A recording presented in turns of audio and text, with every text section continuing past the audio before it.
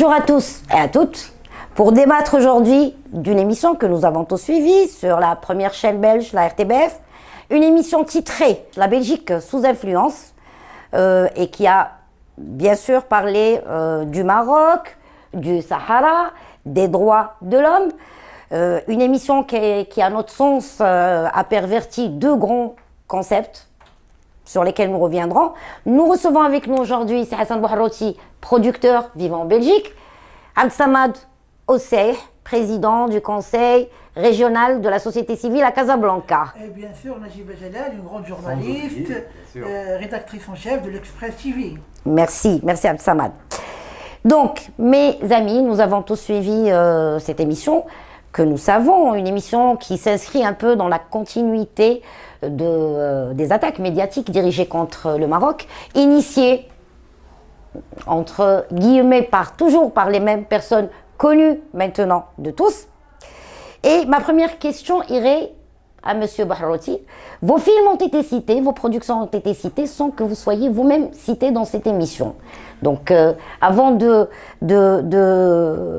vous donner la parole, ma question est toute précise. Quelle est votre relation, en fait? Est-ce que ces gens ont pris, est-ce que les journalistes qui ont fait cette émission vous ont contacté? Absolument pas. Donc, moi, j'étais désagréablement surpris d'avoir qu'on parle de mes films sans qu'on me cite, alors que dans le générique de fin, il y a mon nom, le nom de tous ceux qui ont participé à la production de ces films, qui ont été diffusés un peu partout dans le monde.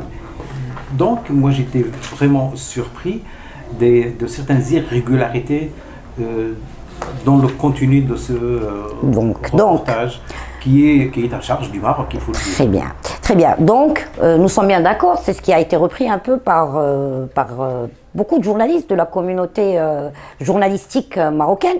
Effectivement, ce qui a été relevé, dit et redit, c'est que ce reportage, avec tout le respect qu'on doit à ses confrères d'ailleurs, qu'il y a au moins deux concepts qui ont été pervertis. D'abord, le concept de l'impartialité journalistique, puisque comme vous venez de le dire, il y avait un parti pris, on cite le Qatar Gate dans le titre, on ne parle pas du Qatar pendant l'émission, et puis il y a aussi beaucoup d'irrégularités qu'on citera avec COCR. Deuxième concept qui a été perverti, c'est celui de la noblesse des droits humains, puisque nous avons le relevé que sur le reportage, ça parlait un peu de la communauté sahraoui, qui malheureusement aujourd'hui, avec des rapports sûrs, venant de différents horizons, venant de différents pays, qui ont relevé la même chose et qui disent que ce sont aujourd'hui des gens, des Marocains séquestrés sur place, qui vivent dans des conditions surhumaines. Ma question revient à Abdessamad.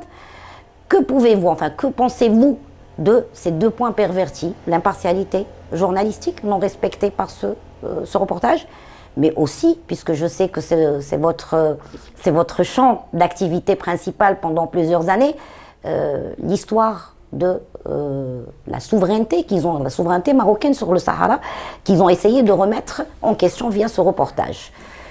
D'abord, il faut vraiment dire que le Maroc et la Belgique, et le Royaume de la Belgique, échangent vraiment beaucoup de programmes de développement des droits de l'homme, soit au Maroc, soit en Belgique.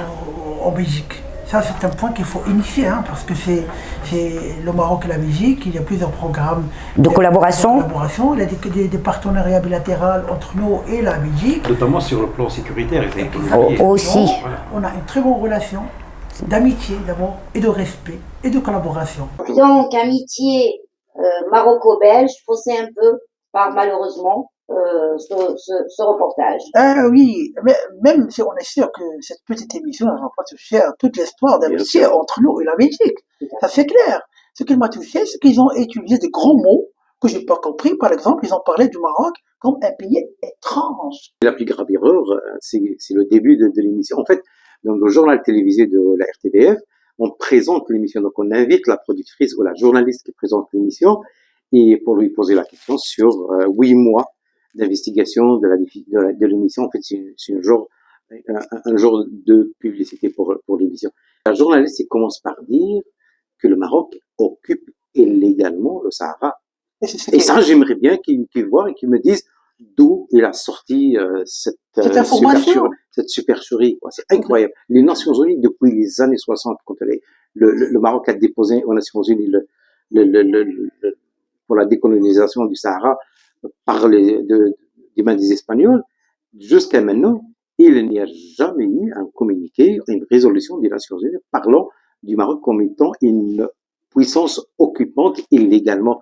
Il parle de puissance administrante d'un territoire qui est pour le moment au sein des Nations Unies non autonome et dont le futur, voire dont le statut n'est pas encore défini, mais la résolution des Nations Unies chaque année continue à dire... Avec la présence des MINURSO. Ah mais bien sûr, il faut absolument trouver une solution mutuellement acceptable. Il faut bien le souligner, mutuellement Surtout acceptable. Parce que l'autodétermination, c'est quoi? C'est pas implicitement l'indépendance. Hein. Il faut qu'il lise un peu. Je crois qu'il y a en Belgique, d'ailleurs, il y a une citation de Mohamed Arbon, qui est quand même le plus grand philosophe contemporain d'origine kabyle algérienne, qui a dit une phrase une fois en Belgique. Moi, j'ai été dans une conférence qui était organisée par l'ULB. Il a dit, je crois qu'en Belgique, il y a une carence intellectuelle. Je crois en Belgique.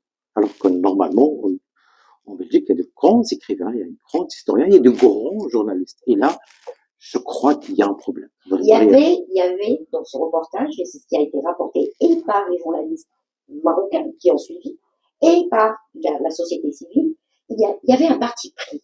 On l'a senti dès le départ. Absolument, absolument. Ce parti pris d'ailleurs, et là pour la petite histoire, c'est pas joli vis-à-vis de nos confrères journalistes belges, mais la réalité, c'est quand les journalistes essayent d'interviewer 1, 2, 3 personnes qui n'arrivent pas, ça veut pas dire que le dossier est difficile, ça veut dire que c'est des journalistes qui se débrouillent mal. Ce sont des journalistes qui ne sont pas arrivés à faire parler leur interlocuteur. Ça veut tout simplement dire qu'ils ne sont pas bons pour l'investigation. Mais je crois que ce genre d'émission, Najiba, on les voyait sur les télévisions algériennes ou du Polisario. Et là, pour la première fois, on voit une émission à charge du Maroc qui dénigre le Maroc sur les chaînes publiques. C'est ça la nouveauté. Un pressentiment que tu es en train de regarder une émission d'une chaîne algérienne proche Polisario, rien à voir avec le droit international. Il faut que les gens connaissent Pierre Galland, il est connu depuis 1975. Il a non seulement adopté, mais il a parrainé ce dossier. Dans l'émission, il dit, ouais, les Algériens me payent 0. Ah, mais à qui dis-tu, hein, franchement? À qui raconte ces salades? Il y a eu le témoignage et puis Eric Hagen. Il faut que les gens connaissent qui Eric Hagen. Eric Hagen, c'est depuis 2004, il mène une guerre. D'ailleurs, c'est lui qui est à la base quand on a arraisonné les bateaux marocains qui transportaient le phosphate. Il suivait les bateaux marocains de A à Z. Il a développé au sein du Sahara une armada de gens et d'informateurs qui sont payés. Vous n'allez pas me dire que c'est lui qui sort l'argent de la poche alors qu'il est chômeur au Norvège. Donc c'est ça le problème. Et bien sûr, maintenant, la RTBF, ils vont dire, c'est une émission comme les autres. Non, pas comme les autres. Ils vont dire comme les autres, mais non, pas une émission franchement, comme les autres. C'est une émission pas comme les autres. C'est une tâche, personnellement, parce que on peut la faire passer auprès d'une audience qui ne connaît pas. Mais en tant que journaliste, excusez-moi, c'est Bahrouti, quand on est un journaliste, et quand on fait des enquêtes, et quand on suit d'autres émissions, quand on en fait, on est bien capable de détecter quand il y a un parti pris au départ. Absolument. On est bien capable de détecter quand il y a une émission qui va respecter cette impartialité et donner à toutes les parties la possibilité de parler. Là, il y avait, nous l'avons tous senti, une tentative de diabolisation de tout, de monsieur l'ambassadeur marocain en Belgique. Et ça, c'était une horreur parce que il a le droit de ne pas recevoir. Quand on a parlé de la fameuse association des amis du Maroc, mais c'était à la limite de l'insulte, c'était à la limite, comme vous avez dit tout à l'heure, de la chasse à l'homme. Les autres, mais ces gens ont le droit d'éprouver s'ils ont eu de bonnes relations. Le pire encore, c'est qu'on reproche à l'ambassadeur de défendre les intérêts du Maroc. C'est encore. C'est son boulot, quoi. C'est vraiment le monde à l'envers. Pour défendre les intérêts diplomatiques du pays. On lui reproche Non. faire, en fait, on lui reproche de faire son travail. On C'est lui encore reproche plus de grave. faire Ce qui est grave, parce qu'ils ont touché même aux gens qui ont créé des instances comme des amis du Maroc, Bah des oui. parlementaires qui défendent les intérêts de la Belgique ou aussi de leurs Tout à fait. partenaires stratégiques là au Maroc. Ça c'est grave. Alors les gens qui sont en train de nous dire qu'ils sont en train de défendre le droit de l'homme au Sahara, puisque au moins ils ont fait un effort pour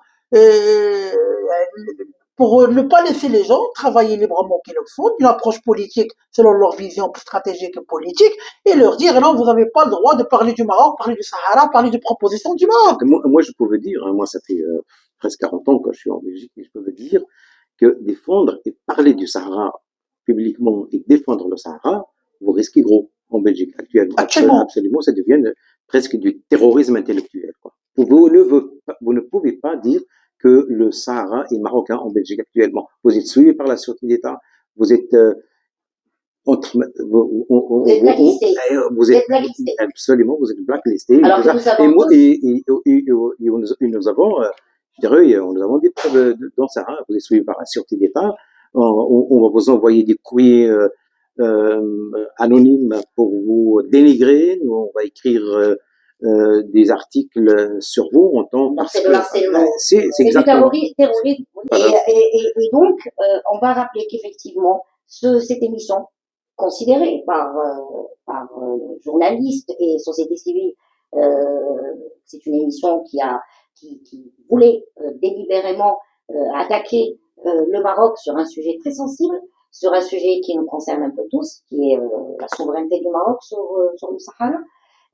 C'est une émission qui a fait appel à des témoignages de personnes connues, de notoriété publique et à l'échelle internationale pour leur, disons, leur attaque historique via le Maroc. Quand on parle de Ignacio Sombrero, on le sait tous, on connaît l'histoire, il faut juste lire l'histoire pour comprendre que c'était vraiment pas le profil non plus à ramener pour témoigner, parce que ça enlève toute crédibilité à l'émission.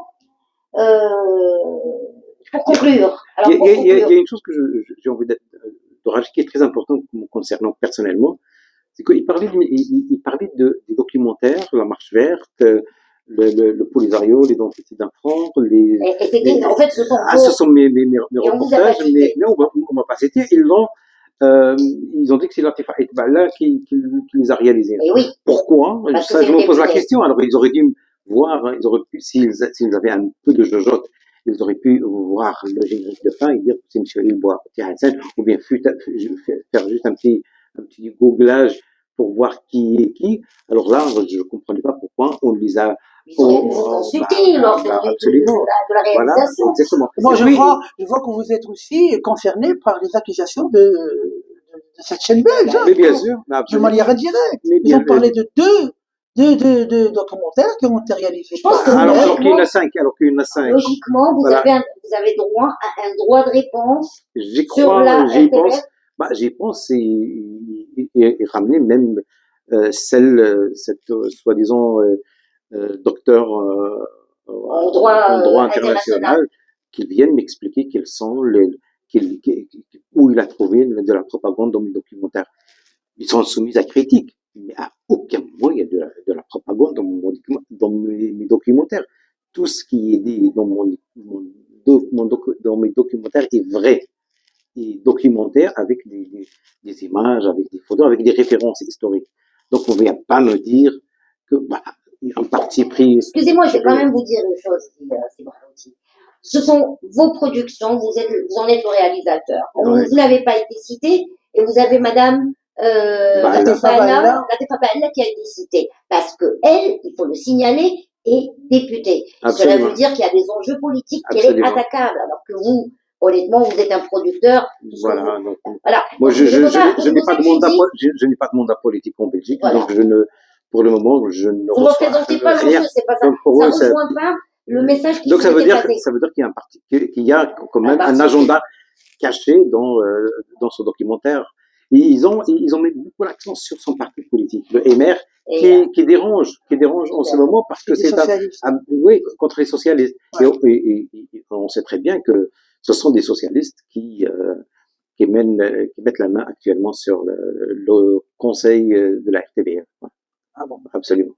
Et donc nous, avec vous, on va lancer notre appel à travers cette petite émission et dire que vous avez droit à vos droits de réponse parce que nous aurons, nous, en tant que Marocains aussi, ou en tant que praticiens de journalisme, d'avoir des réponses par rapport à tout cela. Moi, ce que j'ai pas compris, parce que dans cette émission, ils ont fait diffuser plusieurs messages, entre parenthèses, erronés. Par exemple, lorsqu'ils parlaient de Pegasus, que le Maroc utilise le Pegasus pour espionner les téléphones des francs polysarios, etc. Tous les pays, ils utilisent ah oui, Pegasus. Mais parallèlement, moi, j'ai pas compris comment ils ont réussi à avoir des emails secrets entre Madame Latifa et quelqu'un qui s'appelle Karim Karimi. Comment ils ont eu ces messages-là? En fait, c'est dû, c'était en 2010.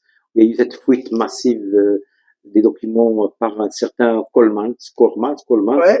et c'est là qu'ils ont mis la main sur des emails. Ils ont mis sur les le ministère des Affaires étrangères, je crois, des services du ministère de l'Intérieur. Pour aussi, il faut pas ces gens-là, il faut qu'ils arrêtent un peu de nous faire de la littérature et mêler le Pegasus à toutes les autres. Il faut signaler, et c'est très important à dire, que dans tous les articles qui ont visé cette année le Maroc et les responsables marocains, ils ont fait appel à ces histoires. En fait, ils ont que le Pegasus. Les quelques journalistes poursuivis ici au Maroc. Mais ce qui était plus grave, à mon sens, c'est quand le fameux avocat a dit que l'ambassadeur s'est adressé à lui avec un ton menaçant, avec un ton. Ça, je pense, c'est même. C'est un peu tiré sur le cheveu. D'utiliser ça dans un reportage et d'essayer d'en convaincre les gens qui le suivent. C'est un manque de respect sans limite vis-à-vis de leur propre audience. Mais moi, tout ce que je peux vous dire, Madame Najiba, c'est que depuis les accords d'Abraham, le Maroc est soumis à une pression et une propagande à la Goebbels. Surtout l'Europe. C'est pas que la c'est vraiment, et surtout, il faut le dire, il faut pas avoir froid aux yeux de le dire, ça vient de l'Algérie. Tout ça, c'est les services de renseignement algériens qui sont derrière. Tout ça, bien dotés, bien armés, et ils ont des valises d'argent qu'ils mettent à disposition des gens pour mener cette campagne. Et c'est pas fini. Hein. Surtout après la reconnaissance des États-Unis d'Amérique. Tout à fait. Disons que l'évolution du Maroc, les pas diplomatiques, les avancées, tout ce qui se passe un peu sur la scène internationale, il y a de quoi faire peur à ceux qui ne tiennent pas le Maroc dans leur cœur. Il y a beaucoup de jalousie. C'est une histoire de positionnement. Mais je pense que pour conclure, il est très important de dire il faut qu'on soit vigilant. Il faut être vigilant, mais que nous sommes un peu tous là. La preuve, on est là. En bons Marocains, en bons citoyens, nous mènerons ce combat comme tant d'autres. Nous croyons en notre pays. Et un dernier mot, Serge Sama? Ah oui, parce que moi, je vais retourner au propos de la dame qui s'est présentée comme quoi c'est une experte dans le droit international, en train de nous donner des leçons dans l'émission, toute l'émission. Mais moi, j'aimerais vraiment avoir une réponse. Est-ce que la proposition du Maroc pour la solution du Sahara marocain est une solution qui fait partie des solutions proposées par le droit international ou pas? Non, c'est une solution parmi les solutions principales. De toute façon, pourquoi elle est en train d'ignorer cette solution? De toute façon, en 2007, à partir de 2007 jusqu'à maintenant, on parle plus d'autodétermination, on parle de solutions politiques. Les dés sont jetés. La proposition du Maroc en 2007 était saluée par le Conseil de sécurité. Elle fait partie des solutions déjà intégrées dans le... Et je crois qu'il y a une fatigue internationale de ce conflit. Je crois que le Maroc, le Polisario, il est en train d'agoner. L'Algérie, pareil. C'est un système. L'ouverture des consulats partout. C'est un système en désuétude. C'est un système qui s'effrite de lui-même. Donc, je crois que on doit être vigilant, c'est tout. Voilà. Ce qu'il faut dire aussi, et je pense qu'on s'arrêtera là, ce qu'il faut dire, c'est que le Maroc avance à pas sûr. Ce qui est très important à dire, c'est que la machine médiatique n'a jamais réellement représenté les solutions de droit et de toutes les manières, l'émission. Ça reste une émission. Ça reste une émission. Nous aurions aimé Non, je veux dire, on aurait aimé voir un peu plus de professionnalisme. Ah oui. Là, c'est surtout cette impartialité journalistique qui fait mal. Ils auraient pu respecter cette impartialité et ne pas avoir de parti pris. Mais toujours est-il qu'en attendant que M. Bouhrouti ait son droit de réponse, nous y tenons tous. Nous saluons tout le monde, y compris nos confrères de la RTBF. Merci.